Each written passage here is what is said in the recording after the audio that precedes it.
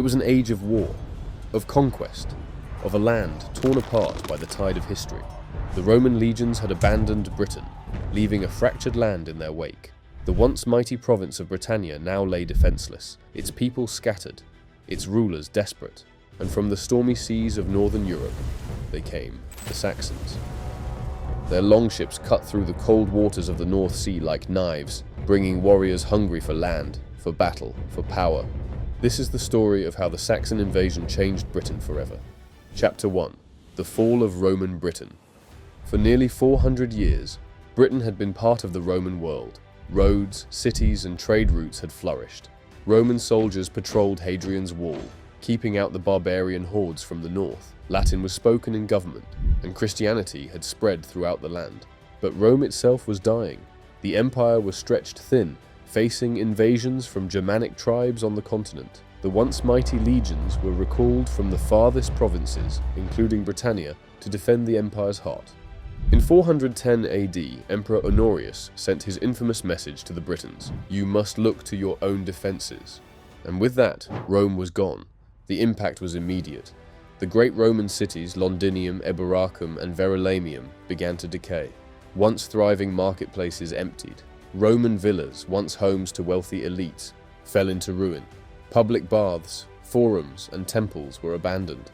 Without the Roman legions, Britain was vulnerable. From the north, the Picts and Scots descended in waves. These fierce warriors from what is now Scotland raided deep into British territory, pillaging villages, burning homes, and taking slaves. With no Roman protection, the Britons faced the greatest crisis in their history, and so, in desperation, they turned to outsiders. Chapter 2. The Arrival of the Saxons. The year was around 449 AD when they came. Warriors from across the North Sea, from the lands we now call Germany, Denmark, and the Netherlands. The Saxons, the Angles, the Jutes. King Vortigern, one of Britain's warlords, made a fateful decision. In need of warriors to defend his land, he invited these Germanic tribes to fight against the Picts and Scots.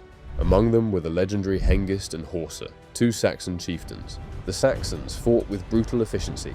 Their long swords and heavy shields cut through the northern raiders, securing Britain's eastern coast. They did what the Britons could not, bring order to chaos. But their loyalty came at a price. Vortigern granted them land in Kent as a reward for their service. At first, it seemed like a fair deal, but the Saxons saw something else. This land was rich, the rivers teemed with fish, the forests were full of game, and most importantly, the Britons were divided and weak. They sent word across the sea: "This land is ripe for the taking," and so the trickle of Saxon warriors became a flood. Year after year, more ships arrived. No longer just warriors, but entire families, women and children, farmers and craftsmen, settlers. They built villages and strongholds, planting their roots deep in British soil. The Britons, realizing their mistake, tried to resist, but by then, it was too late. The Saxons had come not as allies, but as conquerors. Chapter 3. A Land at War. It began with raids. Saxon warbands, no longer content with what they had been given, turned on the Britons. Villages were put to the torch. Fortresses crumbled. Those who resisted were cut down. Those who submitted became slaves. The war had begun. The Britons fought back with everything they had. They rallied behind Ambrosius Aurelianus, a leader of Roman descent. He gathered warriors from across the land, determined to reclaim what was lost. And then there was Arthur, a name shrouded in legend. Some say he was a real warlord, others believe he was a myth, but his story endures, of a warrior who led the last great stand against the Saxons. The defining moment came at the Battle of Mount Badon. The Britons, outnumbered but determined, clashed with the Saxons in a battle that shook the land. For the first time, the Saxon advance was halted.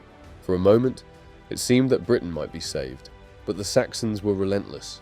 The victory at Mount Badon only delayed the inevitable. More ships arrived, more warriors, more bloodshed. The Britons were slowly pushed westward, into the mountains of Wales, into the hills of Cornwall, into the farthest reaches of the land. Britain, as it had once been, was dying. In its place, something new was being born. Chapter 4. The Making of England. For centuries, the war raged on. The Britons became a shadow of what they once were, holding on to the last remnants of their land, their culture, their language. But the Saxons, they thrived. They built great wooden halls, where kings and warriors gathered to feast and tell tales of conquest. They brought their gods, Woden, Thuna, and Tu, though in time they would abandon them for Christianity, brought by Roman missionaries. They created laws, a new order. They divided the land into kingdoms: Wessex, Sussex, Essex, Mercia, Northumbria, and most importantly, they brought their language. Old English, the root of modern English, spread across the land. The Latin of the Romans faded. The Celtic tongues were pushed into the mountains. By the 7th century, the transformation was complete. The land once called Britannia had vanished. In its place was something new, a land called England. The Saxon invasion was not just a moment in history, it was the birth of a nation, a land forged in fire, in blood, in war. But history is never simple. Were the Saxons brutal invaders, or were they simply seizing an opportunity, as so many have done throughout time? Was this a conquest, or was it destiny? What do you think? Let us know in the comments. And if you love history, don't forget to like, subscribe, and hit the bell for more epic stories from the past.